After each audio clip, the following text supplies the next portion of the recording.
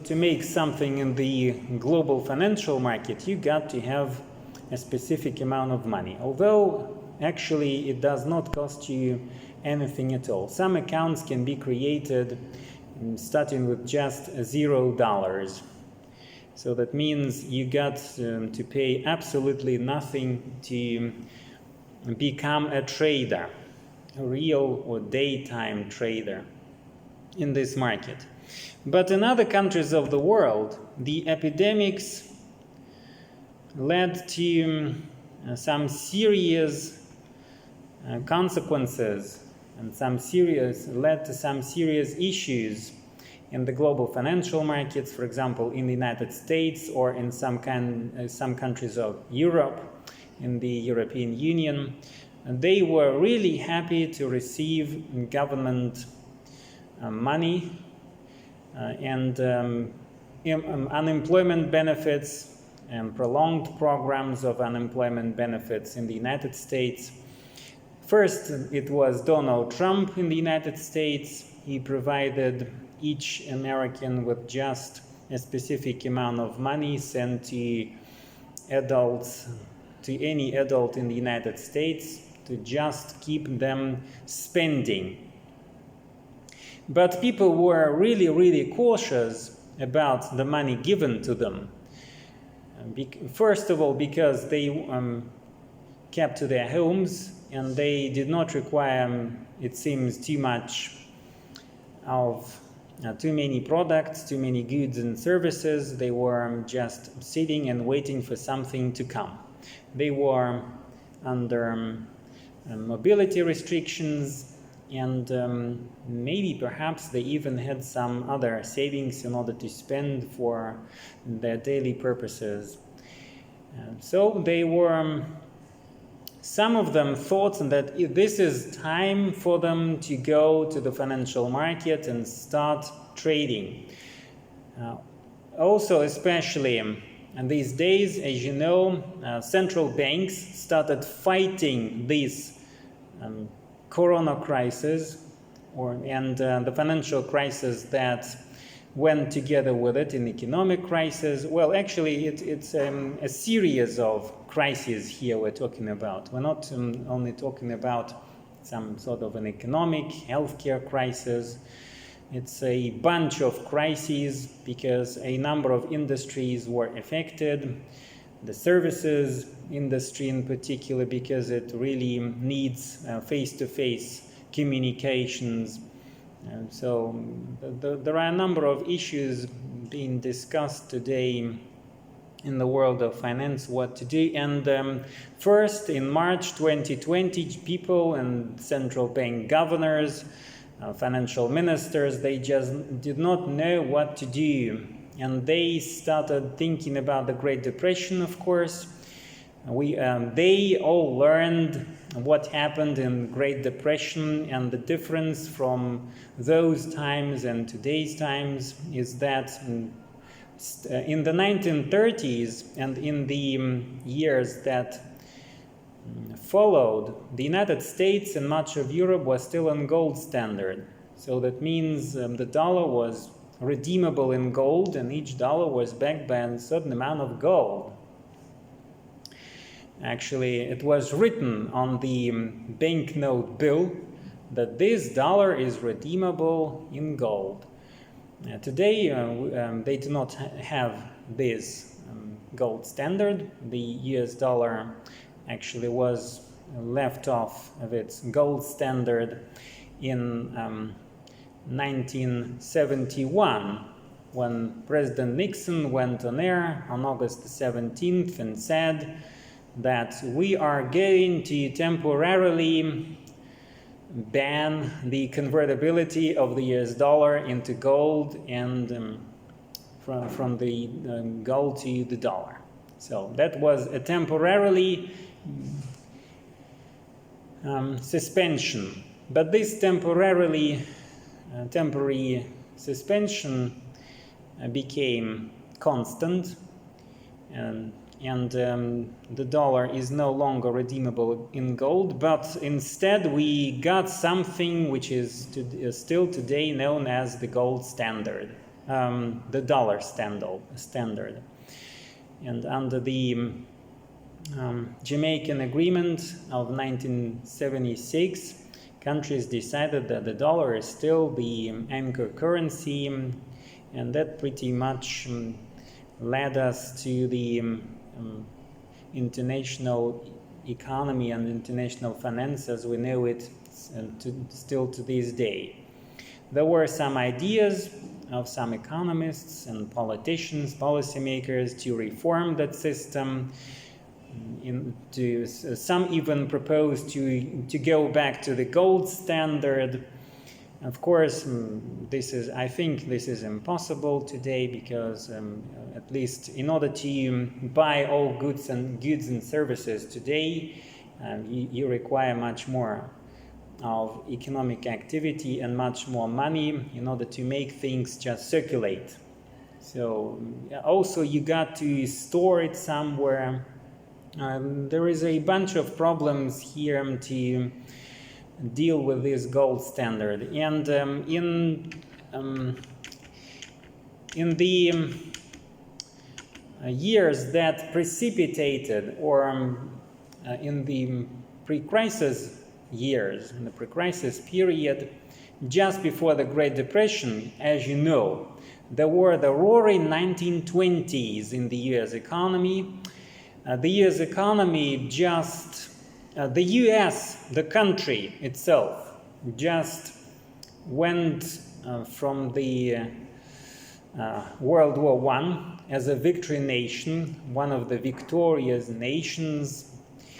They defeated the Germans, the Austrians, and they came back to the US. Woodrow Wilson, the US president, went to Europe to discuss his famous 14 points for the world to accept, so that the US, as the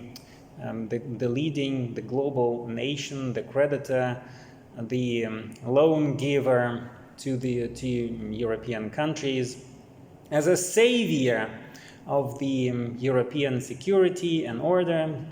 Woodrow Wilson wanted to end all wars. They wanted to fight this war in order, like he said, in order to end all future wars. Of course, as we know today, that is still impossible, and the wars continued. There was World War II, there was Vietnam, Afghanistan. In the late August, the US troops marched away from Afghanistan. They disbanded their troops there. So we know these humiliating efforts on parts of the governments of some other countries to get back their citizens to the United States and European countries. So that was some economists say, and some policy scientists, social scientists say that was a disaster on part of the West, that the Taliban so quickly came to power in all of the provinces in Afghanistan, and that was a complete defeat. So just like the Soviet Union that was sort of defeated in Afghanistan, and the British also went to Afghanistan and were defeated. So each time the Western world comes to Afghanistan, they suffer great losses. US government spent $2 trillion on war in Afghanistan. I think you could reconstruct the whole Manhattan and build a new city for just that sort of money, $2 trillion. $1 trillion is the federal budget of the United States, annual budget. The federal, of course, they've got the budget of the states, which is also $1 trillion, and local budgets plus one more trillion. So $3 trillion annually. The US, all US governments, all level governments on all levels, spent on some budgetary purposes, including taxes, government transfers, etc. including, excluding the government fiscal stimulating packages of recent days, which are also very, very enormous, huge government spending programs. Donald Trump's, as you know, Donald Trump signed into law these $2.1 trillion in the first days of the pandemics. That was in March 2020, $2.1 trillion. Then came Joe Biden. He signed into law $1.9 trillion. Recently, he also wanted to pass $4 trillion in infrastructure bills to stimulate the infrastructure in the United States, to construct more roads, bridges, etc. And these, of course, these activities are a direct influencing factor that affects global prices on everything, not only on gold, silver, oil, gas, just everything. Each and every asset in the world felt some sort of influence on part of those activities.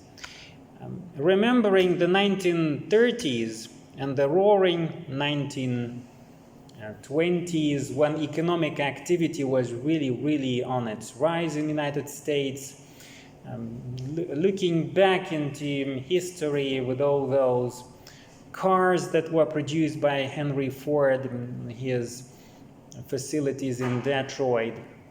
By 1929, his factory produced a new car each 24 seconds.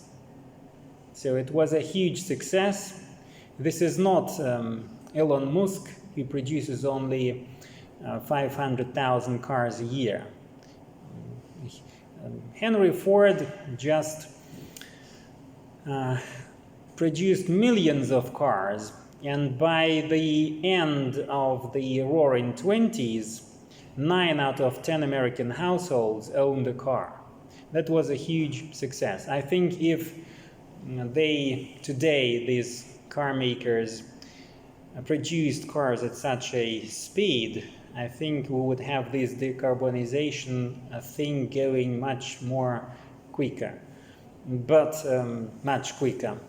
But today, in these circumstances, I think they're more concerned about their market capitalizations rather than some sort of global climate change. They're thinking more about their own pockets and the value for the shareholders, for the financial markets.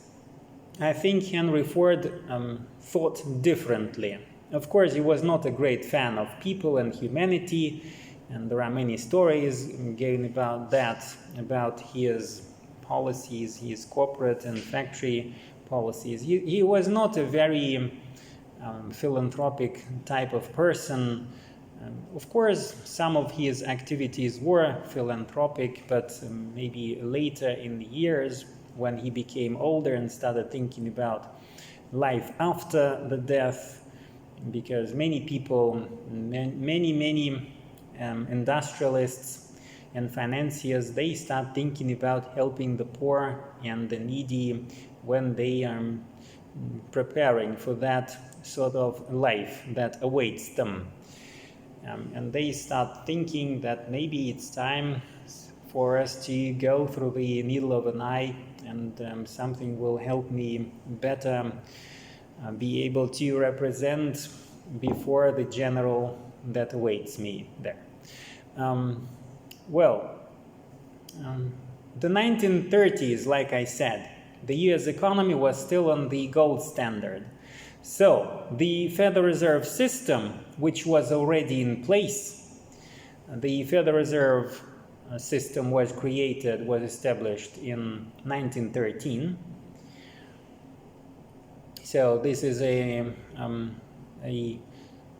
100 years old establishment, organization, very rich in experience in dealing with all sorts of crises. But Today, some economists accuse this institution, the Fed, that it was responsible for the deepest crisis ever.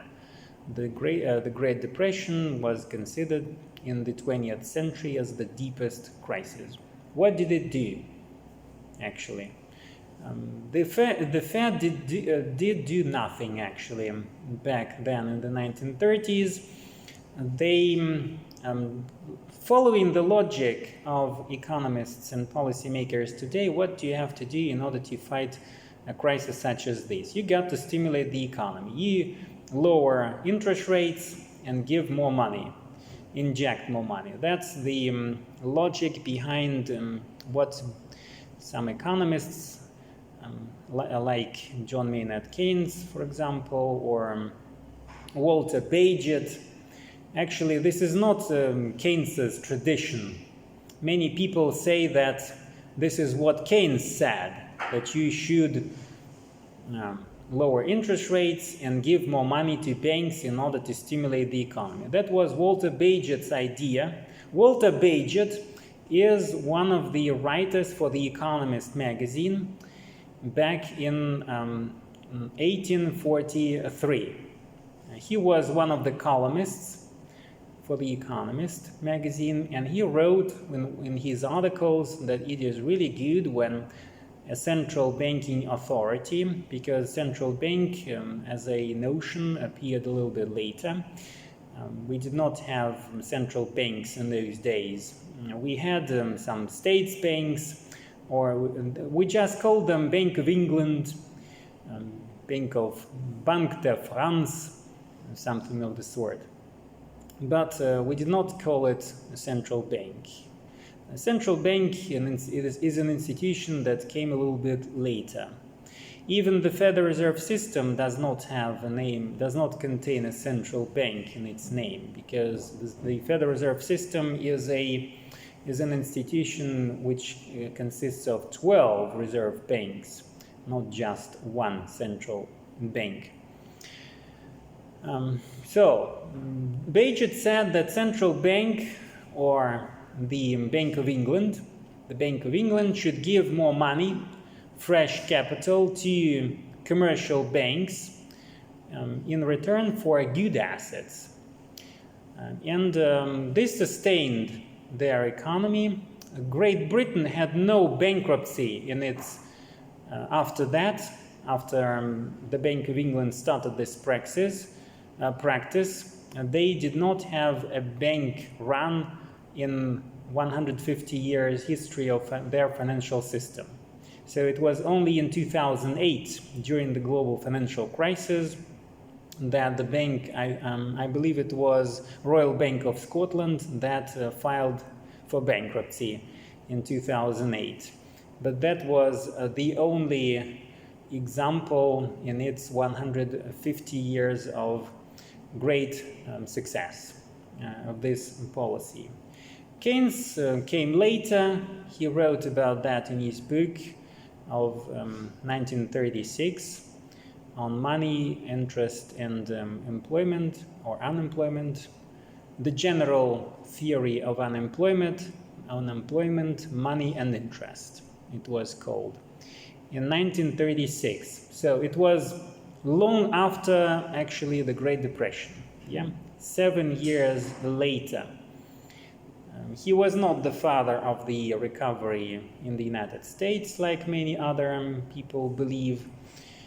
He just summarized what those governments, what those people did during the global financial crisis of the 1930s. And when later they had this Great Recession, which now we know as a Great Recession, they also remember the Great Depression, and they, the Fed, they decided to think the better of it and start doing something really, really quickly. They were really, really quick in their activities. They met, I believe it was in Pittsburgh, that was the G20 meeting, and they decided to issue a trillion US dollars in order to stimulate the markets and in order to calm the financial markets, because assets started fluctuating really greatly, and the world economy, the world financial industry was on the brink of collapse, because all sorts of banks, the greatest household names, the Lehman Brothers, Merrill Lynch, Bank of America, Bear Stearns, and many other very famous, Standard Chartered, Goldman Sachs, lost their profits, they lost their capital. Some of them were nationalized, almost nationalized by the US government. For example, Barack Obama, he was president during this economic crisis with Joe Biden as vice president. They decided to issue more money. They started purchasing assets and giving to banks, giving to people money, fresh capital, so that the economy was still in order to revive the economic activity and save the markets. Back in those days, what also I think they not only thought of people who were in need of this money in order to buy goods and services for everyday activities. I think they thought also about the financial industry. Because, for example, in London, LIBOR, London interbank offer rate, skyrocketed because there was the shortage of dollars in the financial markets. And the financial industry was going to just suffer a sort of a heart attack. Myocardic heart attack, because there was no dollars left in the system. Everything just went through the black hole, and nobody knew where was any sort of money in order to save their assets. And the first to collapse was the Lehman Brothers, this 150-year-old bank. They struggled for a few weeks trying to discuss the merger negotiations and acquisition negotiations, but in the end the government let this bank collapse because nobody was interested in its assets. Its assets were too toxic to acquire. Everyone was afraid of that, and they collapsed, and this collapse led to a chain of activities that was a domino effect. Many banks across the world, many institutions, financial institutions, money institutions suffered as a result. The price of gold skyrocketed as well. It reached $1,800 very quickly and almost touched $1,900 back in those days. Later it subsided a little bit down to $1,500. In 2019, the price of gold was $1,550. So it was a fair price for this sort of metal. Back in 1944, when the Bretton Woods system was created, the price of gold was, as you know, $35 an ounce of gold. Today it's $1,781 an ounce of gold. So you may calculate that sort of devaluation, that dollar devaluation in terms of the price of gold. But comparing these both assets, I think this is a little bit incorrect, of course, to say that this is a sort of a devaluation, because gold it does not serve the function of money. This is not the money as we know it. Money is something you take and buy goods and services, but you cannot take a bar of gold and go to some sort of a shop and buy something, right? That will be in Russia. It's a crime carrying with you a bar of gold, and you cannot own a bar of gold in Russia. In Germany you can, but in Russia I think that's going to be it's a prison sentence, as well as in the United States. I think it was Franklin Delano Roosevelt, the Democratic president, after Herbert Hoover, the Republican president. He issued a law on May 31st, 1933, saying that it was illegal to own gold in any form.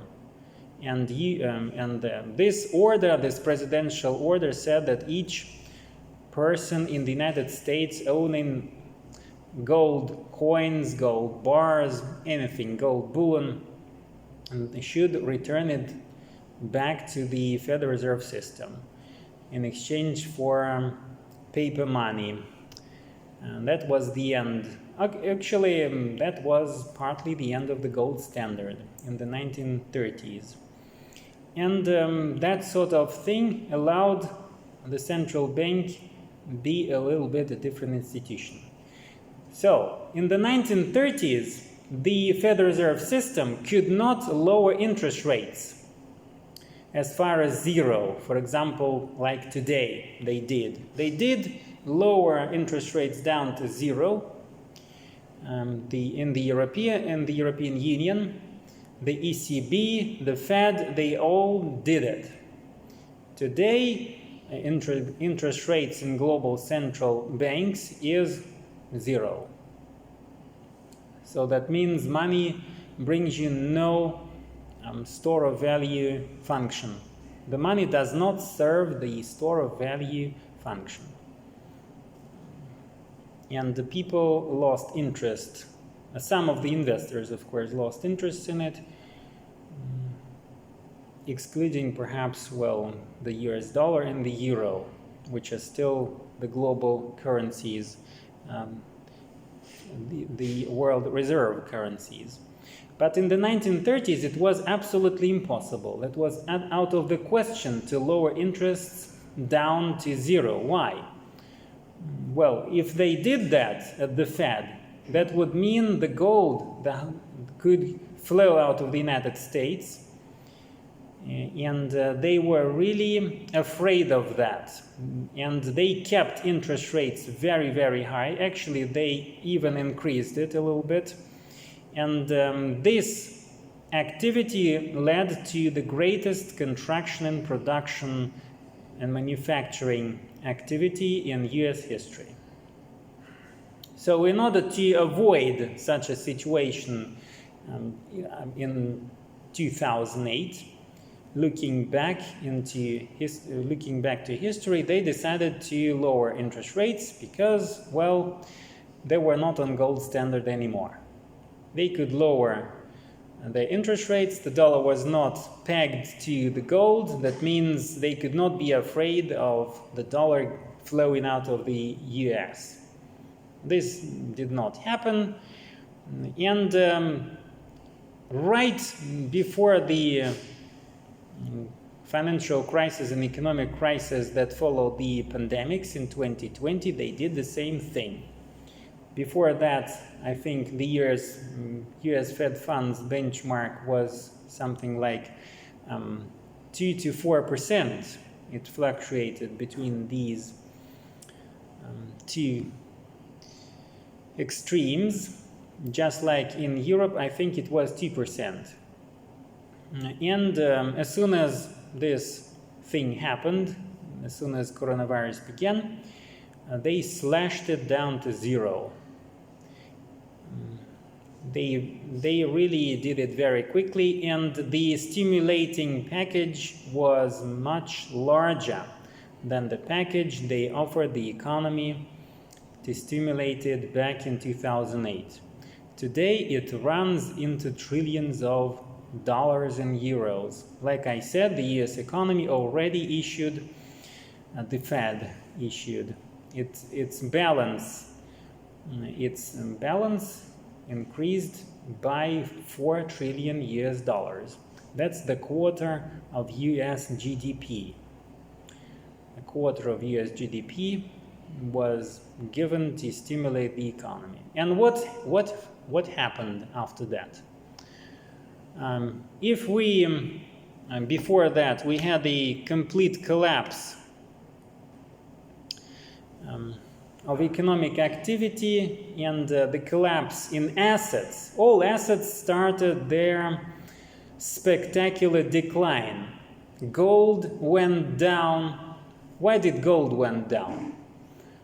Because, well, people and the economies started buying dollars. The dollar, which is not pegged to the gold, although, and not redeemable in gold, but this is a safe haven asset. And many governments started really increasingly buying dollars, and also some of the countries had loans in US dollars, and in order to repay those loans you got to have them. So that means you got to buy dollars.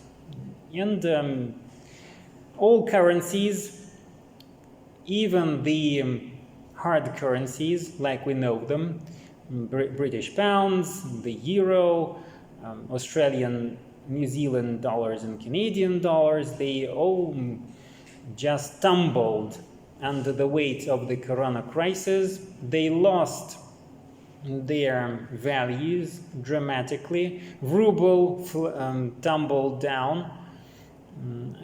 At the height of the corona crisis, Russian ruble cost 80 or even more rubles a dollar. Today it's 73. So still a 40 or even 50% devaluation from late 2019. This hit consumer pockets, of course. It hit the real value of the money people receive as salary in Russia, and the Russian economy was a little bit devastated.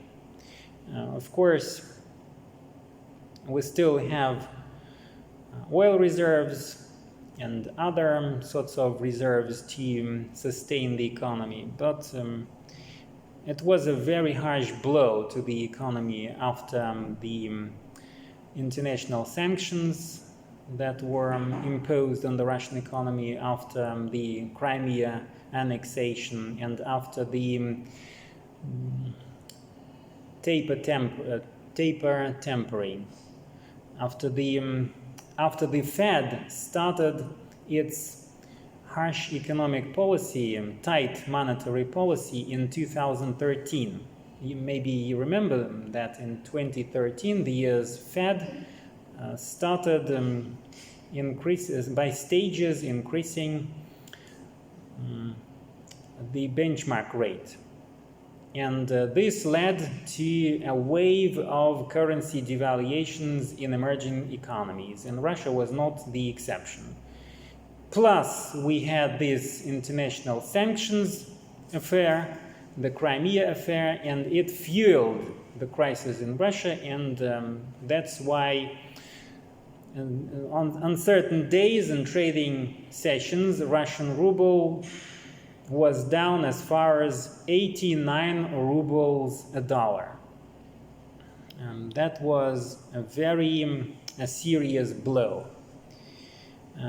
Now it seems now we are far away from that, but still I think the central bank is really afraid of the times that something of the sort may return. And if you look at the ruble-dollar fluctuations, for example, just during the last 18 months, it is kept in a sort of a corridor, in a sort of a tube, and the central bank does not allow it to fluctuate too much. Looking on the chart, maybe later we'll be able to do that. The central bank of Russia keeps it very tight. They watch it, and as soon as it goes, as soon as the market is really hot, it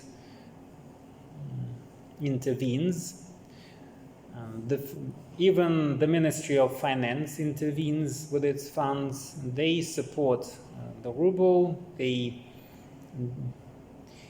lead some economic campaigns, financial campaigns. Recently, they announced, the governments of Russia and Belarus declared that they are going to merge their national payment systems. This is also a sort of a activity that supports the national currency. The Russian government did everything in order to get rid of the dollar in recent months. As you know, we've got Federal Reserves, foreign exchange reserves, and the central bank drastically reduced the share of US dollar in the foreign exchange reserves down to 32%. This is the lowest point since the 1990s. Also, they disbanded dollar altogether from the Future Generations Fund. No dollars there. And by the end of August 2021, Russia started experiencing a sort of a dollar hunger because we do not have any more dollars left. In late August, they decided to take a loan from the IMF, which is a very rare event. We did not take a loan from the IMF since Yeltsin times, back in the late 1990s, when Yeltsin just was forced to take some loans from the IMF in order to save the economy from the collapse. And that was especially after the great default of 1998, of August 1998, when Russian ruble devalued several times, 5 times. That was the 500% devaluation. So from $6 rubles a dollar, it went as far as 30 rubles a dollar first. Then it contracted a little bit down to 20, but later, by the early 21st century, Russian ruble stabilized at 30 to 33 rubles a dollar. Today, it seems like a fairy tale. If you watch some business news back to 2011, for example, and people were saying, "Oh, today the Russian ruble fell down 30 or 50 kopecks down to 31 rubles a dollar," in our ears today, it sounds like a fairy tale. Yeah, it was down to 31 rubles a dollar. Today it's $73, so it's a more than 100 devaluation. So Russian ruble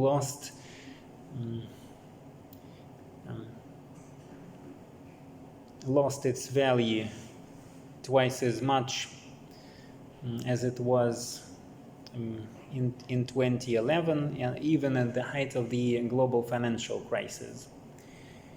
When interest rates were 18, the central bank benchmark interest rate was 18% in 2008, at the height of the global financial crisis. Today it's 6.75%, and we're crying people are crying. Deripaska, each time this announcement comes, says this is a theft on part of the government, a theft. Well, I think he forgot what was the interest rate back in 2008.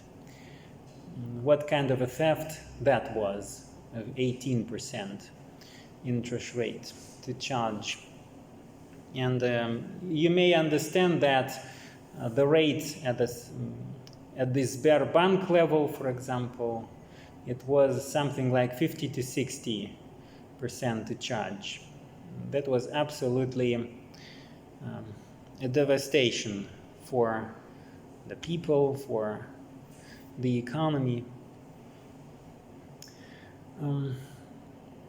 So after so much money came into the economy, after so much stimulating money was injected into the US economy and the European economy, those trillions of dollars and euros, what happened? Everything returned.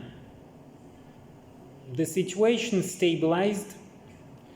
All currencies regained after that. They regained the lost ground after the March and April 2020. Everything stabilized really.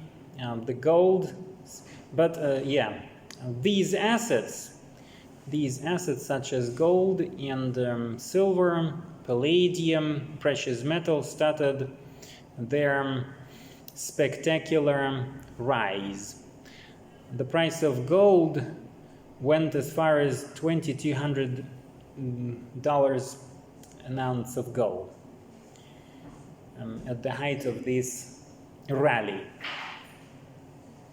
Also, $1,200 today is also like a fairy tale. 2016, 2015, they were the golden age of economic stability. Of course, in today's world economy, you cannot really talk about stability, financial stability. Even before this coronavirus crisis, we were talking just about a sort of a normality. So that things, if they are normal, that this normality, well, this is a sort of a stability. After the global financial crisis of 2008, economists and policymakers completely lost their strong belief into an economy and financial system as something stable, because banks had no capital at all. Today the situation is very different. You know that banks today actually are very good at sustaining economic and financial crisis at such a scale as it is today.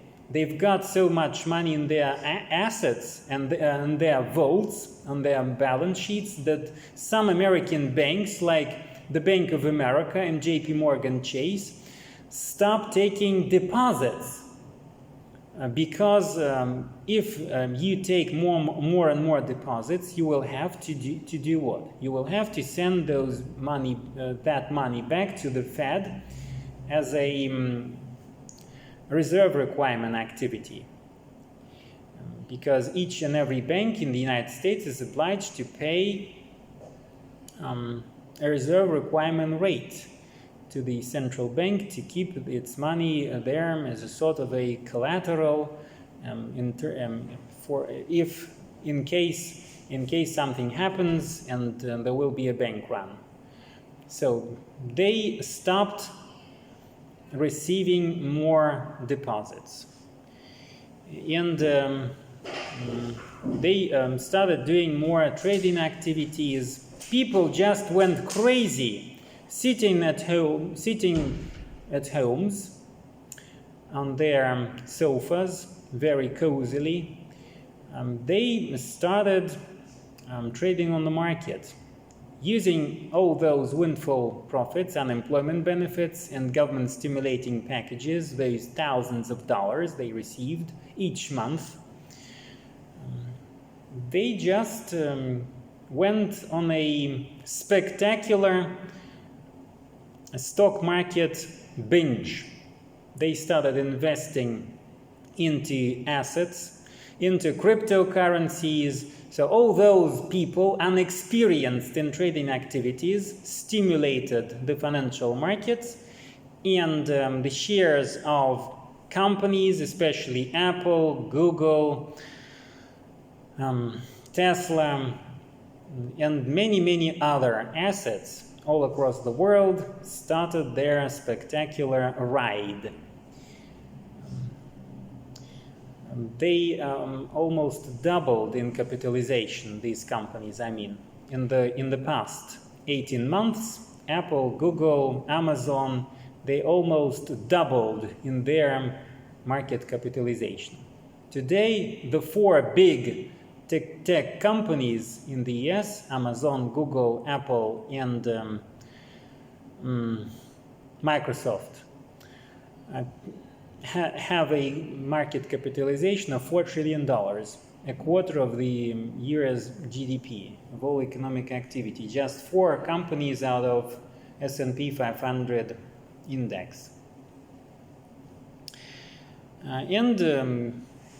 Well, gold went as far as $2,200 an ounce of gold because of that fiscal packages, that huge fiscal package and fiscal stimulating activities.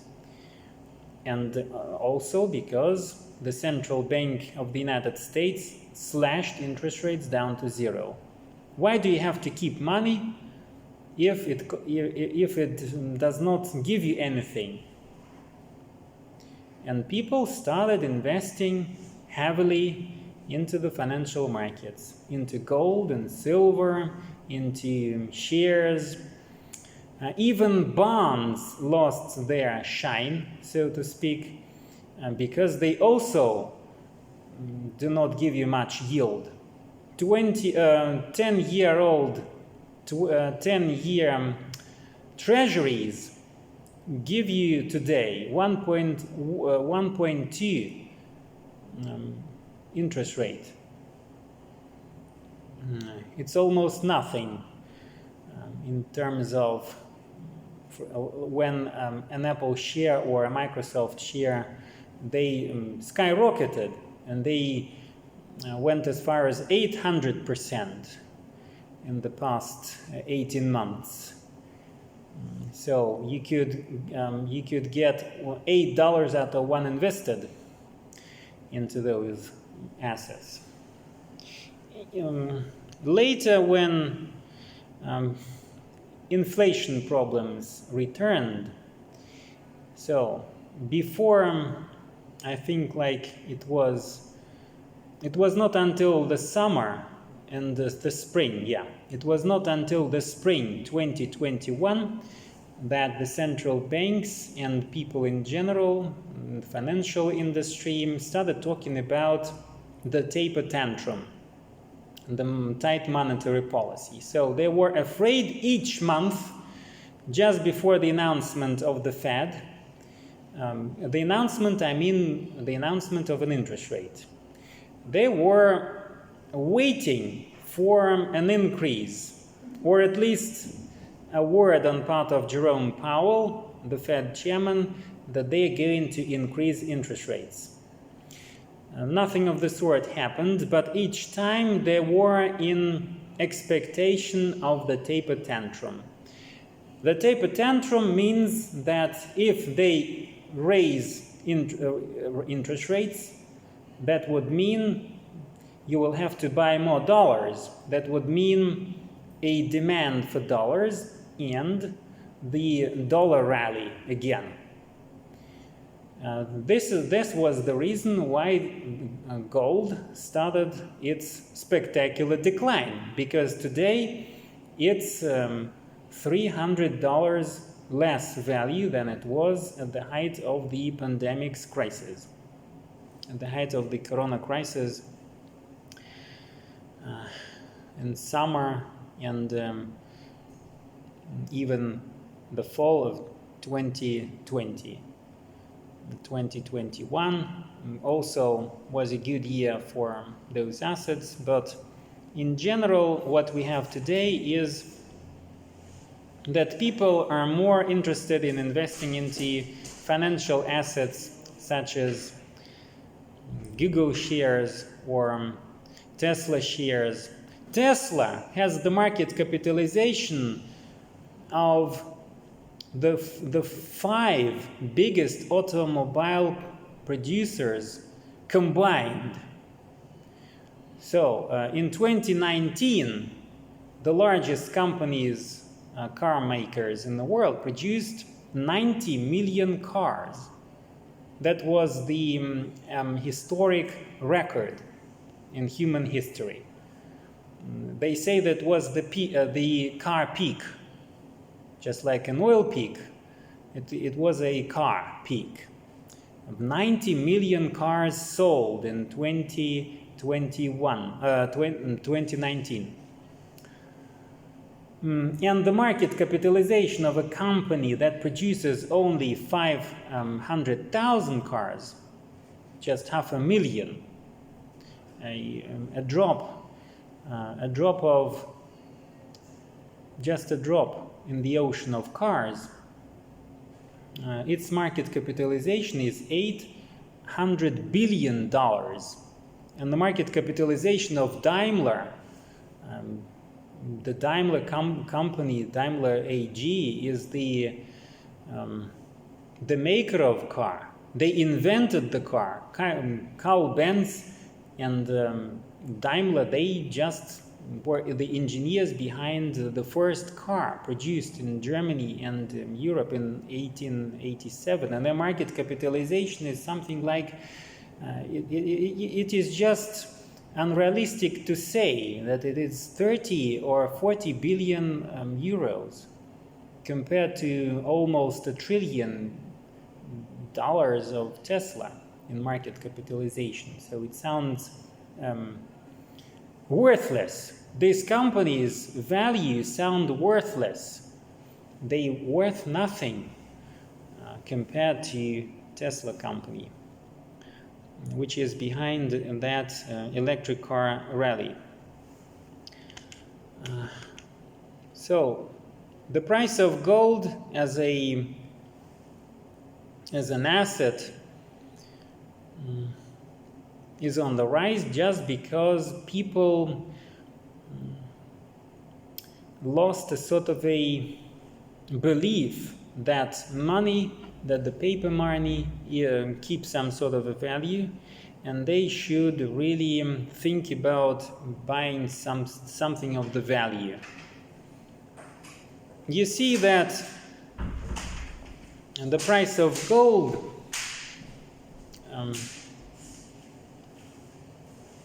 actually increased only in the 20th century, really dramatically. That was a spectacular drive of the price of gold. And that was the 20th century history. The financial system, the people in general lost a sort of a trust to money as it is. When the dollar and the ruble, the pound were pegged to the US dollar, were pegged to gold, people thought that this is something of value and you can keep it. You can keep it, you could save it for your retirement age. You could keep that money to invest it into the future career of your children. You could do anything. People felt safe. Today, we do not have that safety anymore. And what is the answer? Buy more gold. Should we start investing into gold in order to save something for our retirement. Do we have to do that? Well, some people say, of course, we got to invest more money into silver coins. For example, Sberbank and other commercial banks sell silver coins, in this investment coins. But if you look at this coin, it says 3 rubles, and this is the nominal, the face value of the money. But you cannot take it and go to a shop and buy something just for 3 rubles. I think it will be also difficult for you just to find a good that costs 3 rubles in the market today. Of course, they say that when something bad happens, when World War III starts, the Third World War, or I don't know, Pakistan or China and India start a nuclear war, there will be a complete disaster, and you will have something that would keep you afloat. But there will be too many people left with that sort of silver money, and again, what are you going to do with that? So you spend lots of money these days in order to buy those investment coins, and now when everyone is in disaster, they try to sell this money, this investment silver and gold coins, for example. And what are you going to buy? A kilo of potatoes or something. Yeah, you will keep afloat for a few days, but this is certainly does not make you feel safe. Financial analysts say that it is not really good to invest into precious metals, just because there are times when these assets keep just a flat trajectory or even decline.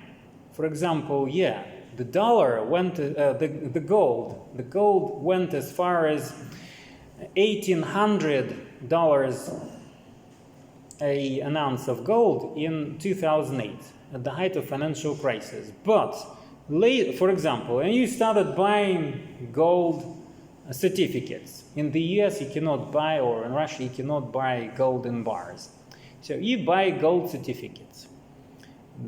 That means a right, a sort of a right on a piece of gold that is kept in the central bank, but not the gold itself. You keep it, and you start watching. You watch the news and what kind of money you may get out of your investments that you made during the financial crisis. So absolutely nothing, that means, because in 2019, gold was down to $1,550 an ounce of gold. That means it lost 40% of its value. 40% of its value. So that means you made nothing in almost 10 years period. Nothing. But if you invested in Apple shares or Google shares, you could be a millionaire in 10 years' time. It is much better to invest into government bonds, into treasuries, into US treasuries. Why treasuries? Because the US government never declared default in all its history. That's a safe haven asset. Also, people invest into cryptocurrencies, but this is also a very volatile asset. Volatile means that you can make a lot of money just using its volatility. And you just if you're really good at predicting, and if you buy at the low and sell at the high price, you may be also a millionaire or even a billionaire. But it is really, really also dangerous, because you can be misled something by some market signals and buy and sell at the wrong time. And to trade in cryptocurrencies is also very expensive. Banks and brokers take, some brokers, there are brokers, of course, who take absolutely no fees, like Robinhood, so they charge no fees. But other brokers, they charge you very high fees if you would like to trade in cryptocurrencies. I know some brokers who charge $4,000 out of a lot of Bitcoin. So that means if you buy just one Bitcoin, at this moment you will have to pay $4,000 right away. And the price of Bitcoin is, of course, $50,000, but still, this is not a legal tender in Russia. This is a legal tender in El Salvador. On September the 7th, El Salvador, the president of El Salvador, declared that from now on, Bitcoin is a legal tender money in this country. So that means you may go to an ATM in El Salvador, take your money, and you may take Bitcoins from that ATM, automated teller machine. They charge 5% interest rate for that transaction. This is a bit, they say this is a bit too much in terms of a transaction fee. But still, this is the first country in the world that announced, that made such an announcement. What's going to happen with this country, we do not still know. We will see about that. They hope in El Salvador that this will attract more foreign investment. And that means El Salvador will be a sort of an offshore zone economy with a developed financial industry. But we also know that some of the countries that built these sorts of financial pyramids, they all went bankrupt. Like Russia, for example. Russia was not an offshore zone country, of course, but they attracted in foreign investments by very high interest rates. Russian government bonds yielded 200% annually, and foreign investors rushed to buy those government bonds. But by August 1998, like I told you today, the central bank said, the government said, we've got no money to pay you. We cannot serve the interest.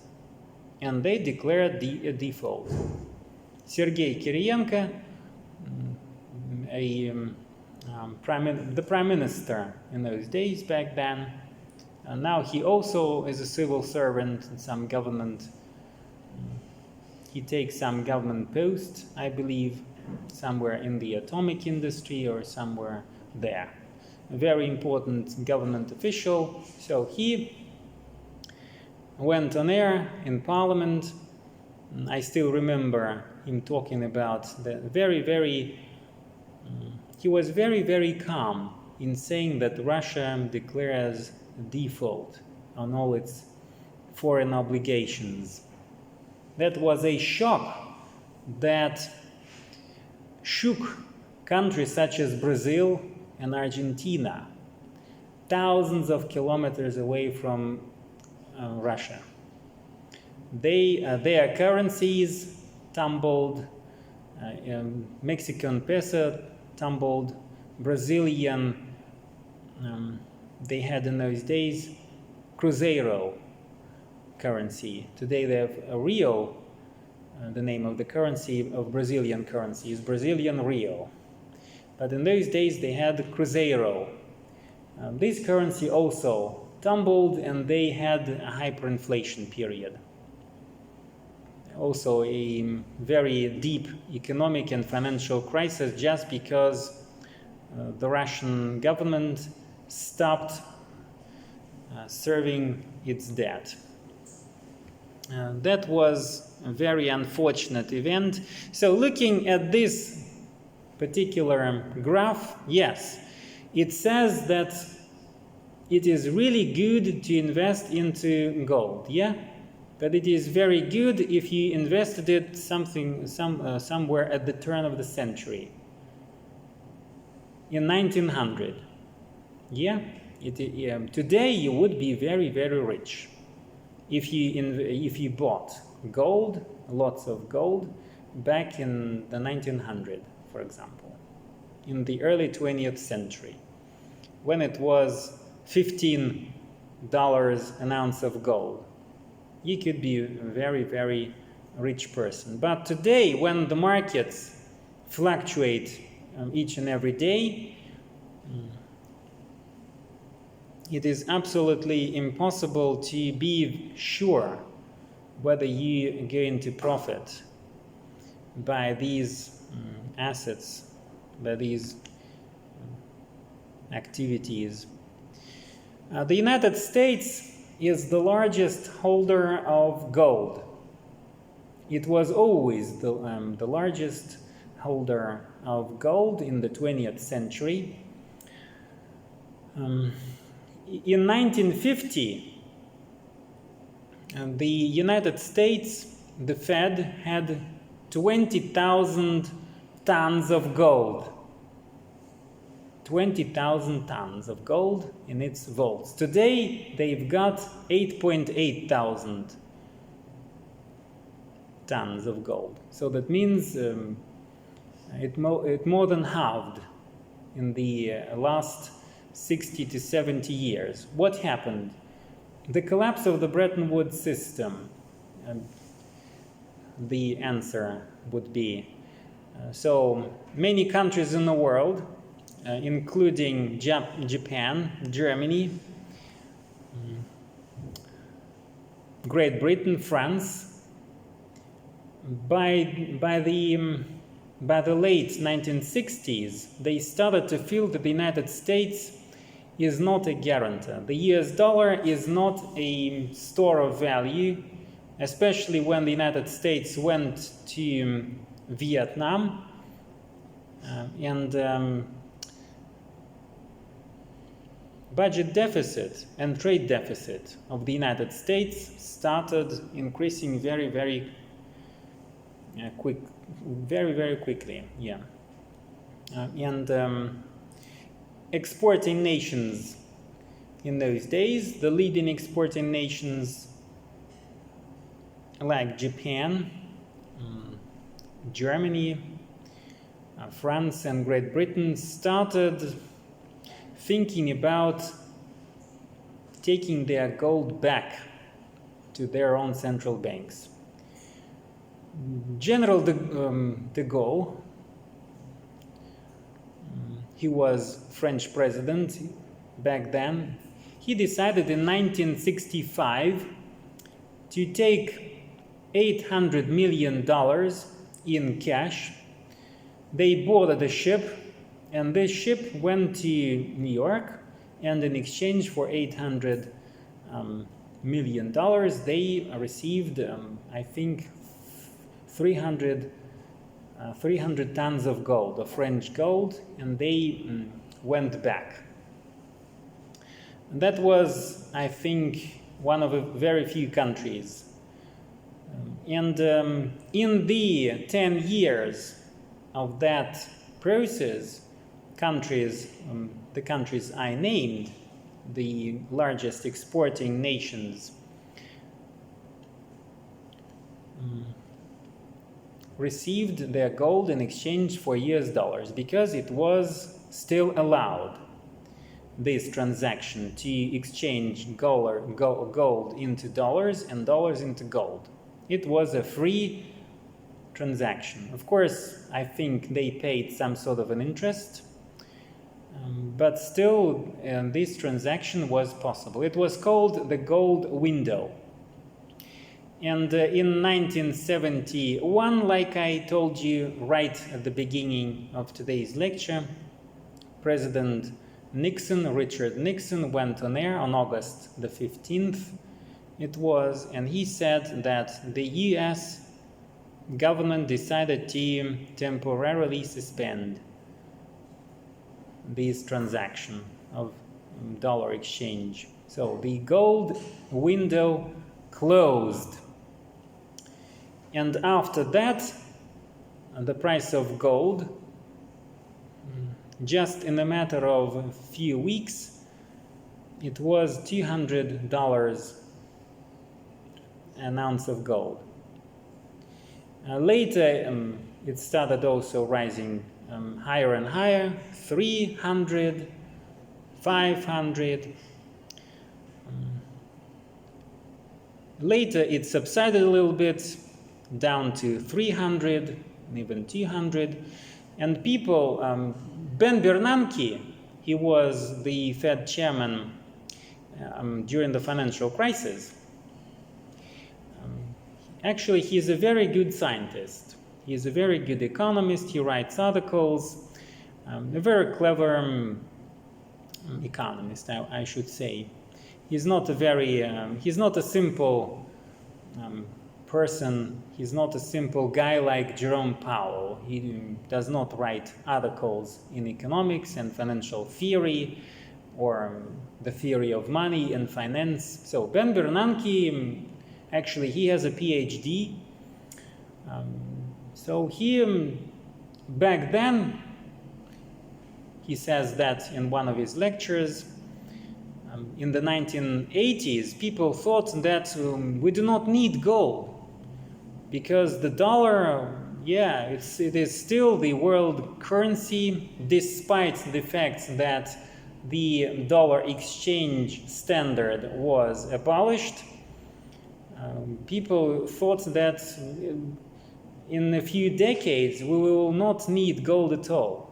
And people were not really eager investing in gold in the 1980s and 1990s because the US economy was the largest, still the largest economy in the world. And it was the hegemon on the financial markets, and everyone trusted the dollar bill like it says, in God we trust. And that God was the dollar. Today, when things changed a little bit, they changed very fast. The Economist magazine writes that the US power is on its decline, especially after the pandemics, after the withdrawal of forces from Afghanistan, after this humiliating defeat of the United States in Afghanistan, after 20 years of democracy building in Afghanistan, they failed, and they lost $2 trillion in those activities in building democracy in Afghanistan. Well, its power is on the decline, they say. Of course, we will see about that. I don't think that any country in the world today is really ready to take global leadership. Even China, with all its might, I think it is impossible for them to take the responsibility. Maybe a number of countries, a group of countries may take the responsibility, but it is very dangerous to give power to a number of countries. Why is it dangerous?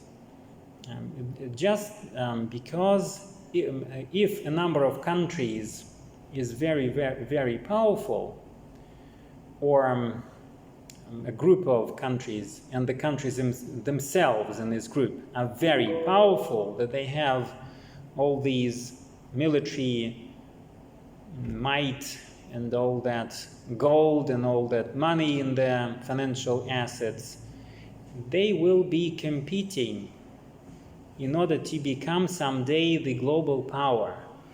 And the dangerous thing about that someday this leader will come and say, I'm going to construct a new world order. The other will not be in agreement with it, and there will be a war again, like World War I, World War II. Why those wars happened? Just because there were too many, there were a few countries, but they were too powerful. The US, Great Britain, Germany, France, the Soviet Union, they were too powerful.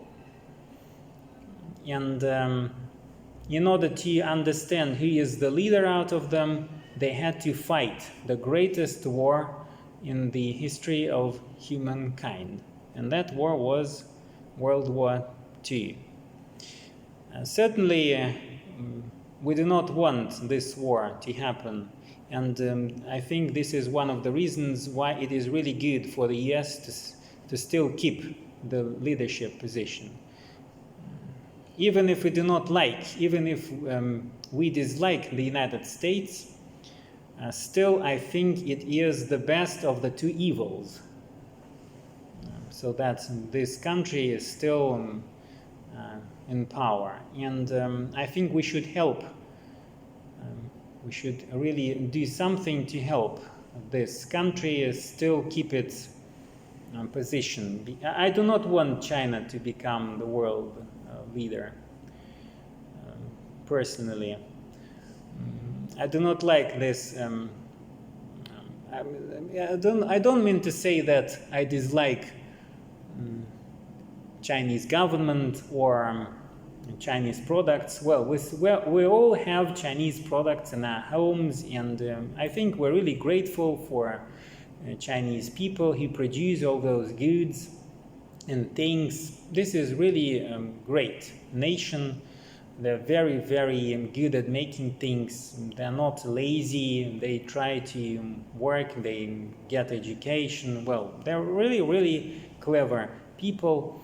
But I think it is better to have an old enemy because you know this enemy.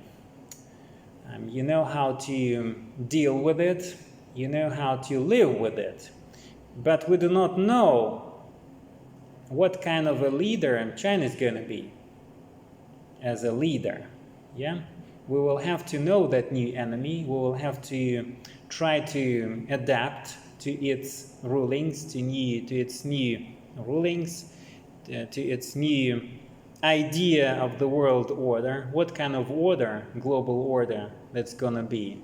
New global economic order a la China. That's going to be a very, very different world than it is today.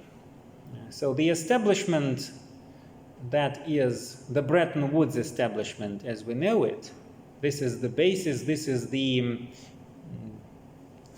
fundamental issue, fundamental framework for the global economic order. I think it is still better than something which we do not understand, which we do not know. It can be an Asian despotic power, it can be a totalitarian regime in terms of resource allocations, it is censorship, and well, many, many other things which we do not know. Maybe that's all just prejudices, maybe it's not very fair to say these things, but we in Russia say that if you would like to understand the person's character, make him a chairman or her. Make him or her a chairman or someone in power, and you will see who is he really, who she or he really is. Because people, when they take charge for something, they absolutely convert into different people, into different kinds of characters. And they start doing things which they would not do otherwise, for some sort of reason. Thank you very much.